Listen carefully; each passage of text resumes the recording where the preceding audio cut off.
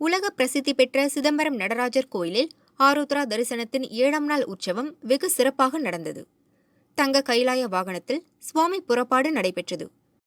அதைத் தொடர்ந்து 1,00,000 எண்ணிக்கையில் ருத்ராட்ச விமான பந்தல் மற்றும் குடை அமைத்து ருத்ர அபிஷேக பூஜைகள் நடைபெற்றன. நடராஜர் சுவாமிக்கு பச்சை பதக்க மாலை, வைர விபூதிப்பட்டை சாத்துப்படி செய்து தீபாராதனைகள் காட்டப்பட்டன. விழாவில் உள்நாடு மற்றும் வெளிநாட்டு பக்தர்கள் திரளானோர் கலந்து கொண்டு தரிசனம் செய்தனர்.